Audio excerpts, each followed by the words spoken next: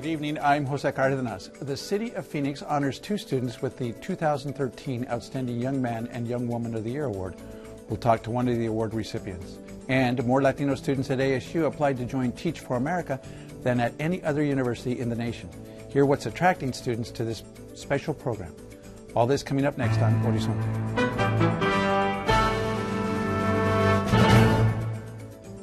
Funding for Horizonte is made possible by contributions by the Friends of 8, members of your Arizona PBS station. Thank you for joining us. Last month, the City of Phoenix recognized the outstanding achievements of young people in our community. Parth Patel, a senior at North Canyon High School, was honored as Outstanding Young Man of the Year. Genesis Miranda Soto, a junior at Betty H. Fairfax School, was honored as Outstanding Woman of the Year. Joining me to talk about the program and award is Genesis Miranda. Also here is Tim Valencia, Youth and Education Manager for the City of Phoenix. Welcome both of you to Horizonte. Tim, let's start with you just to give us the outline contours of the program itself. The Young Man, Young Woman Award it's been in existence. This is the 27th annual. It's a partnership with the City of Phoenix, the Phoenix Rotary 100, and Seroptimus International of Phoenix. And we really want to recognize the achievement that young people across the city, the things that they've been able to achieve academically, through civic engagement, through volunteerism, through leadership, to give them an opportunity to be recognized. And what's the process by which people are selected, at least to apply, and then ultimately to become the recipients? There's an application process that usually comes out in the fall. That application process, the student has to turn in an essay, really talk about their achievements, not only academically, but their volunteerism, their civic engagement, how they're really making change in the community. They have to have a letter of recommendation and also their transcripts. Now, Genesis, congratulations on being one of the recipients. You're from which council district? I'm from District 8. So you were selected, and as Tim has pointed out, it's based in part on the essay that you wrote. What did you emphasize in your essay? I emphasized my passions. And your passion for what? For my generation and shining this world, I guess you can say. And your contributions to the community were part of what you discussed in your application? Yes. So let's talk a little bit about what you've done. Okay. Which I understand is pretty impressive. I don't know. Well, I'm student body president at my school. I'm a junior, and that was something it's normally a position for seniors. I'm in NHS. I've been through National Honor Society. I've been through Valley Teen Leadership, through Be a Leader, Impact Now. I do International Baccalaureate, as well as Parth, actually, who's in here right now. And I founded a club, and it's called You Have a Purpose. And you're also very accomplished academically. Yes, straight A student. Straight A Thank student. God. and a very interesting life story. You came to this country from Mexico. Yes. I came at the age of 6. I lived with my grandparents in Los Mochis. Well, I was born in Los Mochis, grew up in a little town, Juan Jose Rio, Sinaloa.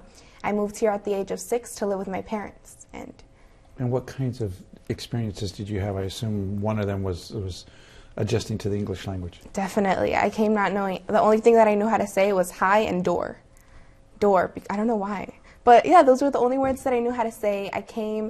It was hard adjusting to living with my parents after living with my grandparents. Living in Phoenix, in a town, like in a city, after living in this streetless town in Sinaloa. It was a drastic change. Well, I want to come back and talk about some of the other things that earned you this award. But Tim, what's the significance of the award, and what do you see from year to year in the people who are nominated? How many people are we talking about, first of all? We get hundreds of applications, up to 300 applications across the city in different council districts.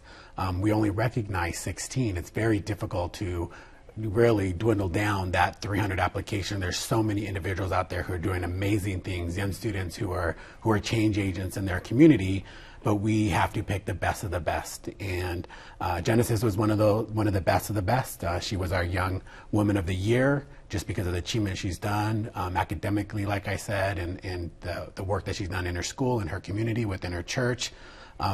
It's an opportunity to recognize them not only with a stipend, a scholarship that they can use at any college of their choice. She's looking at colleges across the nation between Harvard and Stanford, and we want to recognize her accomplishments because she's an outstanding young woman here in the city of Phoenix, and And when does the process start? We typically start in the fall. So this coming year, applications will be available October of 2013. We'll do some outreach. We'll do some spots on our Phoenix 11, our No 99 channel within the city of Phoenix. We'll go out and talk to classes, be a leader groups, in classrooms about the process. And again, it's that essay, it's your teacher evaluation or your letter of recommendation from a teacher.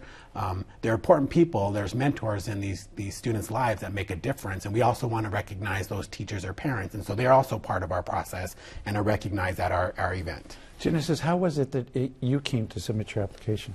Well, there's one of my sponsors in student government at school. Her name is Linda Reed. She's a teacher right now for the ESL students at Trevor Brown High School. She moves from Fairfax to Trevor Brown, and she told me, she was like, "You're capable of it, and I want you to apply." And at first, I was like, I don't really think that I'm gonna make it. There's so many amazing people in the city. But she told me that she believed in me and that she wanted to see me fly and to continue shining my light. And so I applied. Next thing you know, I was selected for the interview process. And out of nowhere, I am standing with tears in my eyes receiving this giant check. And the giant check is for It was $2,000. That you'll be able, and so we're talking giant in terms of the size of it. It was a giant check. Yeah. But it's money that's important, and it will enable you to pursue a college education. What are you thinking of doing? I want to study international relations. Well, for now. I mean, nothing's set in stone. And pursue more of an economic or business point of view with that. So, international trade. And we've got some pictures. This was at the award ceremony? Yes. So And there's the big check. I had tears in my eyes, and they were trying to take pictures of me. And so you want to focus on international relations. As Tim pointed out, part of the event is intended to, and I assume part of the essays, discuss the people who are important and instrumental in your life in getting you to where you are. Talk about that. Well, Miss Linda Reed, she is an amazing person. She would be someone that, if I was having a hard time at school, maybe thinking that I couldn't overcome the obstacles that were being thrown at me at school or anything with life, she was always there for me. She was there to give me this boost of self-esteem, I guess you can add. And she was always there. I mean, she's the one that I go to for my letters of recommendation. We would just sit there and she would be like, breathe. She was that person for me, and she helped me get to where I am today, and I'm very, very thankful for her. There's also Michelle Garfias, who is she's not part of my family, but I consider her to be, and she works at a beauty salon. It's called Ilusión Real, and to me, she helped me see that I also had outer beauty, not just inner beauty, which was something that I struggled with. So she helped me get that out and be more confident. That was her role in my life. So two very important people out of the many. As I understand it, one of the things you talked about in your essays was a very tragic experience, the suicide of someone that was close to you.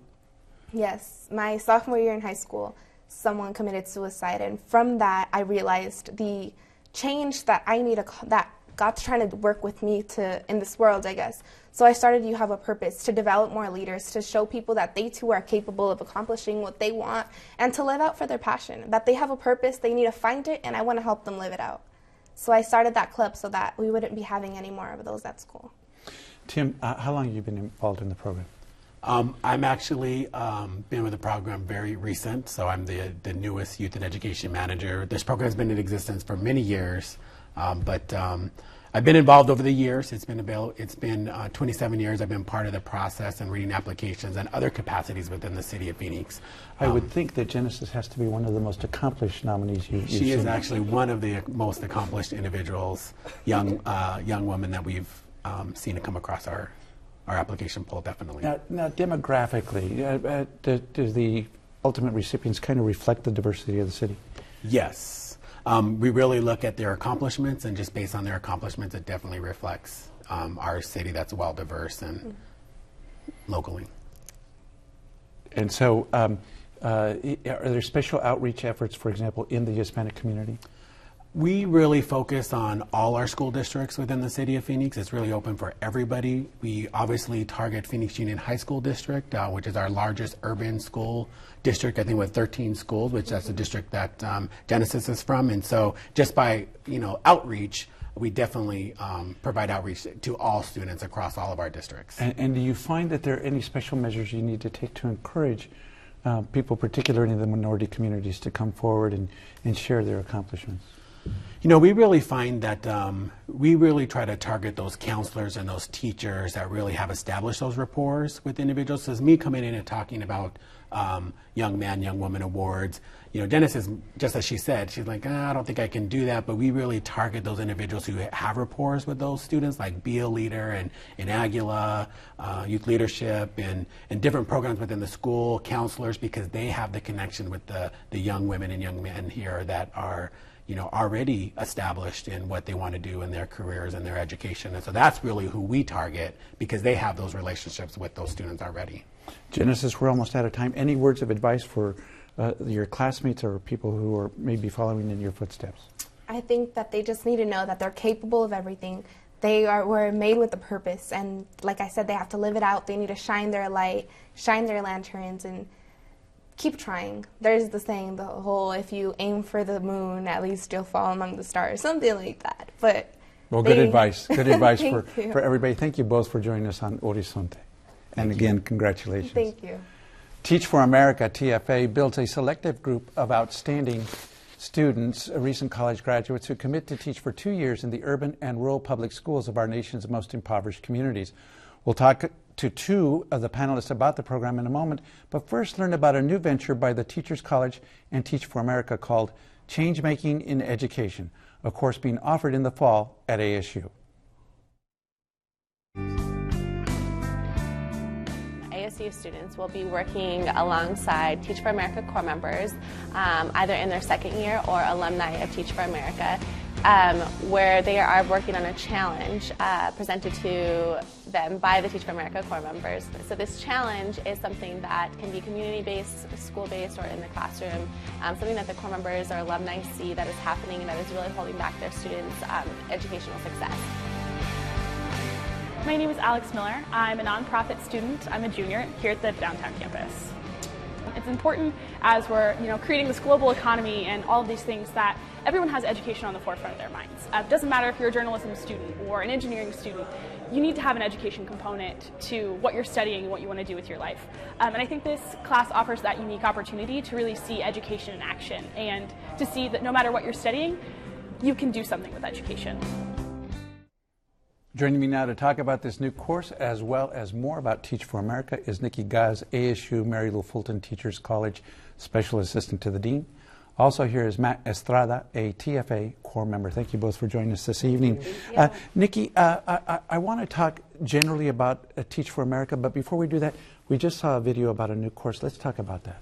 Yeah, we're so excited to offer this course this year. It's the first of its kind in the nation, asking students at ASU to think about how can they make a difference in education. Whatever their major may be, we really believe that someone can have a role in being a change maker in their community. So how many students do you think will be in the course? We're hoping to have about 30 students in the course this fall, and our plan is then we could actually offer more sections, and there's actually interest in offering it at other universities potentially at some point. And this is change making in the educational context? That's correct. And so what kinds of things are you expecting to come out of this?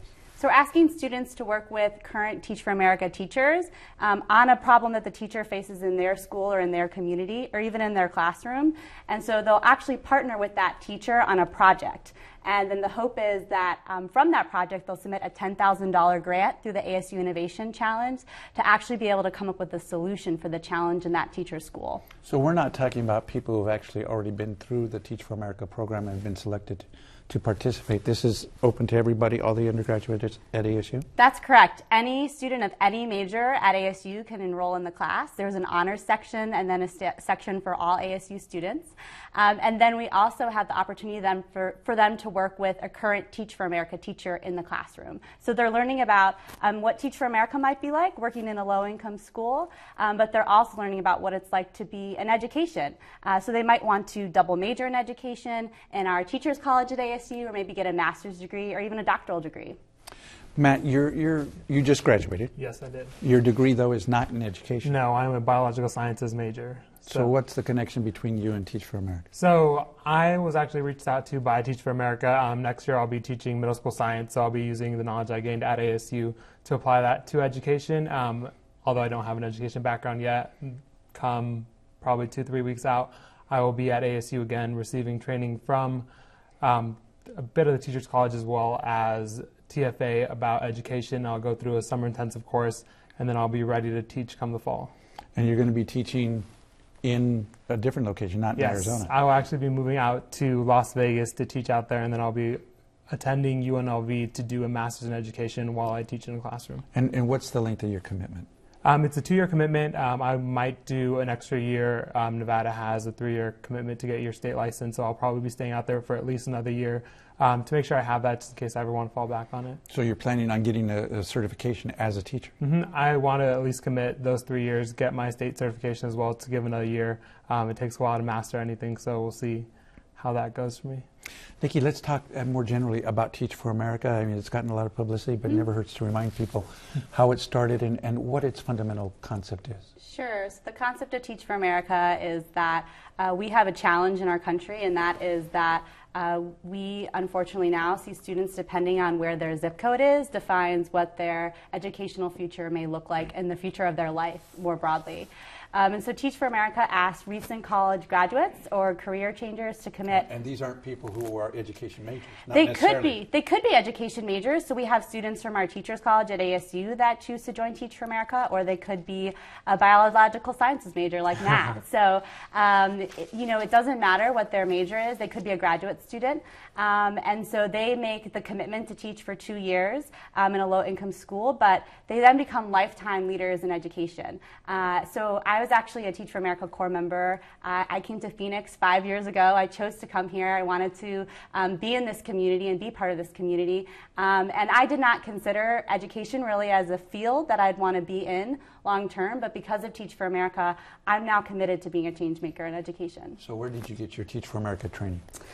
So I actually came to the Phoenix Institute to do that. That's correct. Yeah. So we have over 700 students that will be coming to the Valley here in a couple weeks, and they're coming from students just like Matt. They just graduated college or from a different field, and they are then committing for 5 weeks. They're going to be teaching summer school here in Phoenix at the Phoenix Institute. So you do a training program over the summer, and then you go into your classrooms throughout the various regions across the United States in the fall. Now, as I understand it, Phoenix's or ASU's program is one of the largest in the country.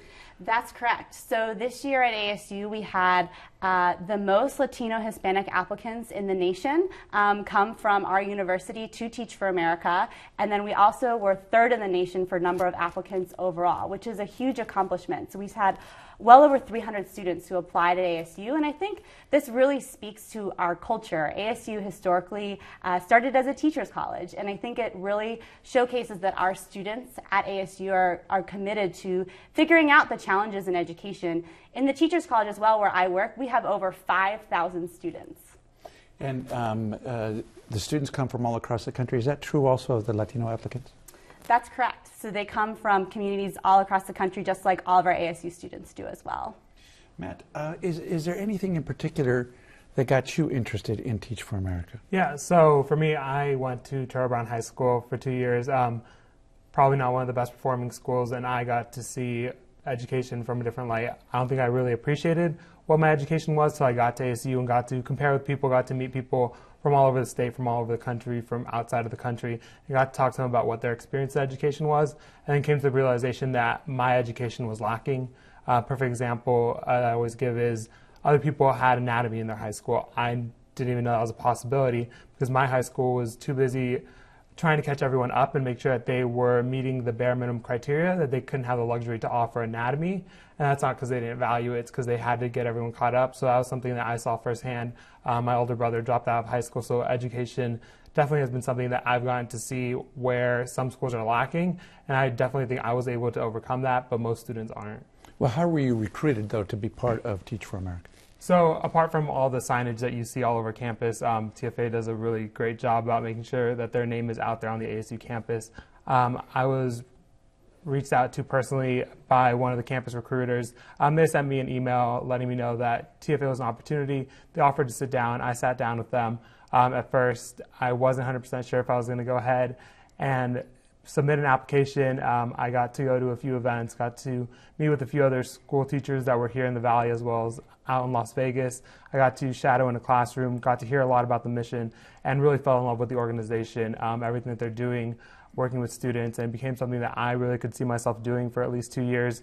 So at that point, I decided to submit the application, went through the extensive interviewing process, and a few months later, here I am. Let's talk a little bit about the shadowing experience that you had.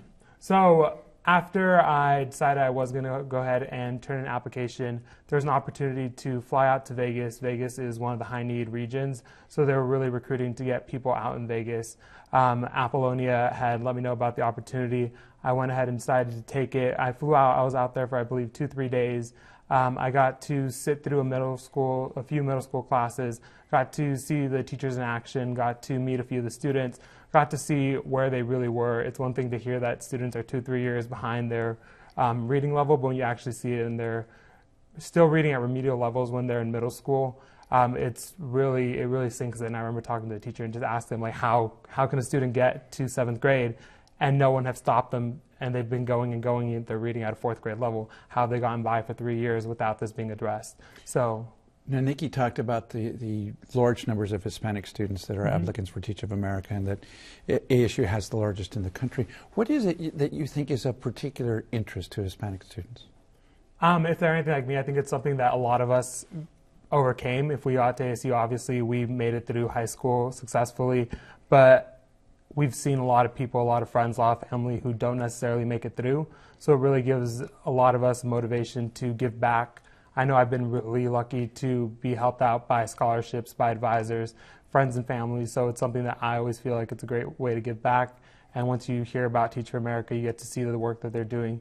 It's really easy to go ahead and sign up for 2 years. It doesn't seem like much of a commitment at all. Now, Nikki, as I understand it, the process is pretty selective. Only about 10% of the applicants actually are chosen ultimately to be participants, core members, I think you call them. That's correct. So what are you looking for in these students, and what is it that you want them to be able to do once they are selected? Yeah, I think Teach for America looks for students exactly like Matt. He's a great example, someone who's been a leader in his community, someone who is committed to making a difference, someone who really has a vision for what the future can look like, and wants to be a change maker in the community. So I think that's really what Teach for America is looking for. And at ASU, we've seen in the last 10 years a doubling of the number of Latino Hispanic students that we have enrolled. And why do you think that is? I think it is ASU's commitment to access. We are committed to making sure that students from any background can have a university education, and not just any university education, but an extremely excellent one. And so this makes us a natural partner with Teach for America. We have a lot of similar institutional alignment and goals and commitments, and really a vision, I think, for what a place like Phoenix, what a place like Arizona can look like in the future. We know there's a lot of great things happening here, but I think the young people at ASU and the people that join Teach for America really believe that they can make the world a better place. It's a really inspiring place to be part of. And on that note, we're going to have to end our interview. We're almost out of time, but thank you both for joining us on the program to talk about Teach for America, and good luck in Las Vegas. Thank you. Thank you. Phoenix has been chosen for the launch of a landmark PBS documentary, Latino Americans. We will tell you about a special community engagement happening next week in a moment, but first, here's a short clip from the documentary.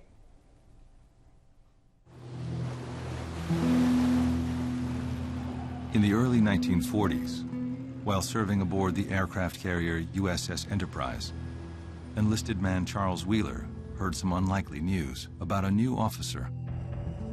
I heard about one of our new pilots that come aboard ship, that he was a Mexican boy. And I thought, I ain't believing that. Wheeler, too, had Mexican ancestry, but he'd never seen a Mexican-American pilot until he met Ensign Manuel Gonzalez from California. They soon grew close. We bonded over our Mexican background, and it was like having a new friend. 8 Arizona PBS, in partnership with the City of Phoenix Latino Institute, will host a community engagement to see a screening of Latino Americans. Next Thursday, May 23rd at 6:30 p.m., you can register at azpbs.org/Latino to be a part of this event. That is our show for tonight. From all of us here at Horizonte, I'm Jose Cardenas. Have a good evening.